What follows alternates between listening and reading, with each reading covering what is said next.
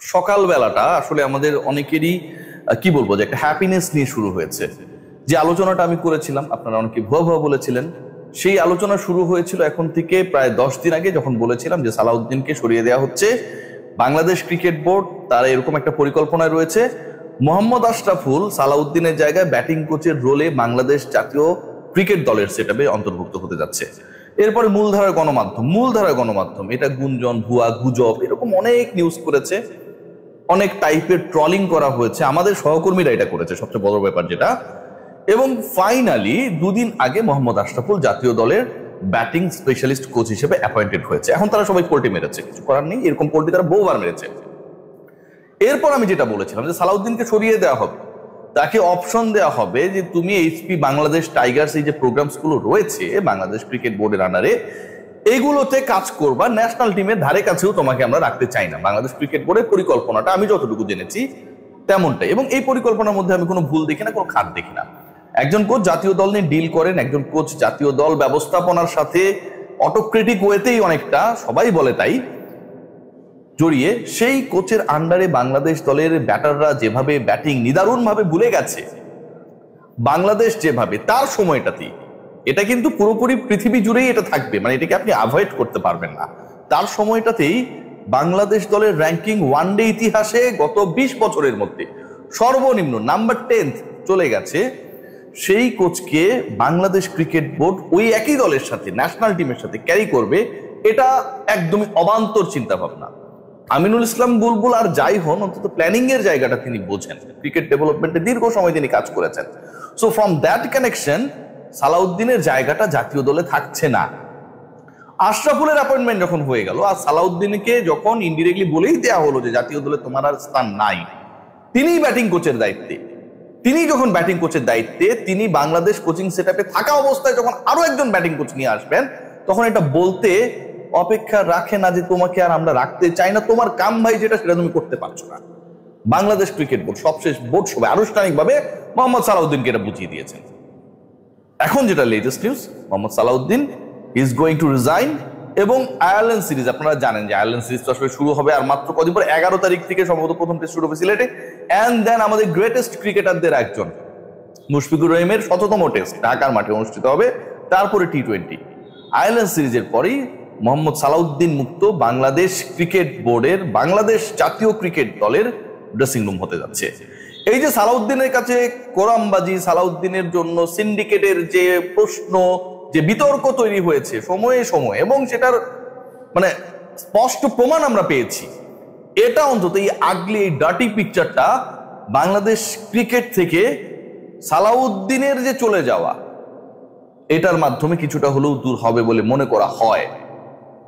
বিকেএসপির syndicate, প্রিয় ক্রিকেটারদের syndicate, Comilla ভিক্টোরিয়ান্সের syndicate, অন্য কোনো ফ্র্যাঞ্চাইজির ক্রিকেটার যারা বিভিন্ন সময়ে সালাউদ্দিন যেই দলের কোচ ছিলেন তার এগেনস্টে খেলেছিল, সরব ছিল, তাদের সাথে গ্যাঞ্জামের কারণে জাতীয় দলে ওদেরকে প্রপারলি সুযোগ দেওয়ার ক্ষেত্রে বাধা তৈরি করা, এই যে অভিযোগগুলো নানা সময় এসেছে, ইভেন বিদেশি কোচের সামনে যে আমার ন্যাশনালিটি না, যে আমার বাংলাদেশের নাগরিক না, আশরাফুলের নিয়োগ নিয়ে আশরাফুল বাংলাদেশ ক্রিকেট দলের জাতীয় দলের কোচিং সেটআপে যুক্ত হতে পারেন, রিয়াসাত এই নিউজটা যখন প্রথম করলো, তার একদিন পরেই তিনি কোন একটা 5 স্টার হোটেলে বসে আড্ডায় মেতে উঠে এটা নিয়ে অট্টহাসা হেসেছিলেন, ছোট করেছিলেন।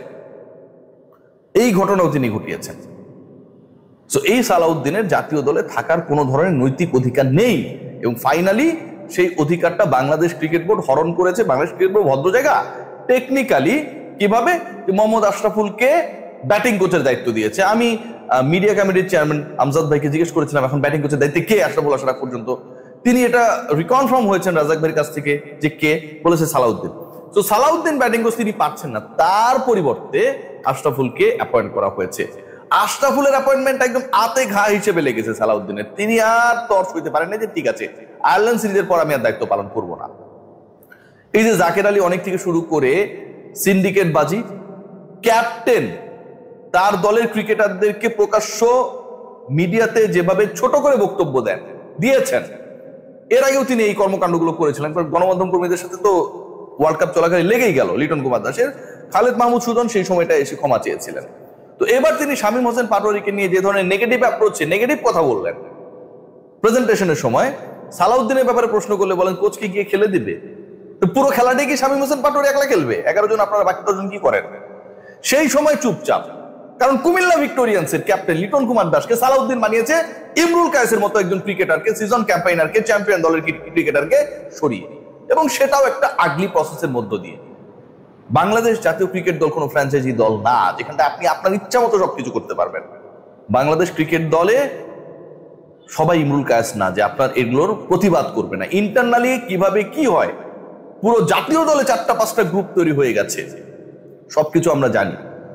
ক্রিকেটাররা একটা অস্থির সময় পার করছে, সামনে বিশ্বকাপ, তার আগে বাংলাদেশ দল যেই ক্রিকেটটা সবচেয়ে সিরিজে খেললো, যেভাবে খেললো, আনপ্ল্যান্ড ওয়েতে খেললো, এটা ব্যাখ্যাতীত। বাংলাদেশ দল যেই নিদারুণ ব্যাটিং ব্যর্থতার কারণে 50 ওভারে খেলতে পারে না, 100-র নিচে অল আউট হয়ে যায়, এবং রেগুলার বেসিসে এই ঘটনাগুলো যখন ঘটে তখন তার র্যাঙ্কিং হয়ে যায় 10th। পরের বিশ্বকাপে, পরের ওয়ার্ল্ড কাপে বাংলাদেশ সরাসরি খেলতে পারবে কি পারবে না 50 ওভার্স ওয়ার্ল্ড কাপে, সেটা নিয়ে যখন সংশয় তৈরি হয় শুধুমাত্র এই ব্যাটারদের ব্যর্থতার কারণে, এবং যাদের কনসালটেন্সির জন্য আপনি সালাউদ্দিনকে প্রতি মাসে ফি হিসেবে দেন, বেতন হিসেবে দেন, ট্যাক্স সহ 10 লাখ প্লাস, তখন ভাই এই কোচের আমার দরকার নেই। বাংলাদেশ দল আমার কাছে মনে হয় যে সামনের সময়টায় একটা দারুণ এক্সপেরিয়েন্স পাবে। সেই এক্সপেরিয়েন্সটা কি জানেন? দেখুন, সৌম্য সরকারের জায়গা হয় না, গাজী আশরাফ হোসেন লিপু যে কি দল সিলেকশন করেন এটা তিনি যে কতটুকু বোঝেন আমি জানি না। কি কারণে কারে রাখেন সেই ব্যাখ্যা দেওয়ার জন্য মিডিয়ার সামনে আসেন না। আমরা ইগারলি ওয়েট করি, আমি ওয়েট করি যে উনাকে 10-12টা প্রশ্ন করা যায় কিনা সিরিয়াসলি, সেই প্রশ্নের উত্তরগুলো তিনি দিবেন। তিনি দল বানিয়েছেন মানে তো প্রশ্নের উত্তর তাকেই দেওয়া লাগবে, তিনি আসেন না। ভিডিও বার্তা পাঠান, বাংলাদেশ ক্রিকেট বোর্ডে তার রুমে বসে ভিডিও বার্তা পাঠান, পাশে জাস্ট ধরেন 100 গজের মধ্যে হচ্ছে আমাদের মিডিয়া লাউঞ্জ, সেখানটা এসে তিনি ব্যাখ্যা দেবেন না। সালাউদ্দিনের পরামর্শে যেভাবে দল নির্বাচনের ক্ষেত্রেও হস্তক্ষেপ হয়েছিল বলে গুঞ্জন রয়েছে, সেটা অন্তত বন্ধ হবে। সৌম্য সরকারদের জায়গা হয় না, টপ অর্ডার দিয়ে সৌম্য সরকার খেললে সেই জায়গাটা কারোর জন্য ইনসিকিউর হয়ে যায়। নুরুল হাসান সোহান সব বাদ দেন, আপনি যদি 11-এ তাকে রাখেন, আপনি কিপিং তাকে দিয়েই করাবেন। আমরা এমনও দেখলাম আফগানিস্তানের বিপক্ষে জাকের আলী অনেক কিপিং করছেন, তিনি ক্যাপ্টেন, তার ডিসিশন, তাকে স্টপ কেউ করতে পারলো না, নুরুল হাসান সোহান আউটফিল্ডে।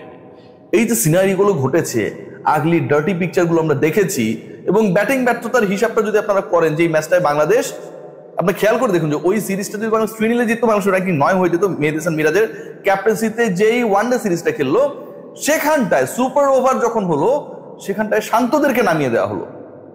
ভাবতে পারেন এর ব্যাখ্যাটা কি? এর ব্যাখ্যা কি? এর ব্যাখ্যা একটাই, যে ব্যাটিং করতে দায়িত্বে যিনি, তিনি তার রেসপন্সিবল রোলটা প্লে করতে ব্যর্থ হয়েছেন।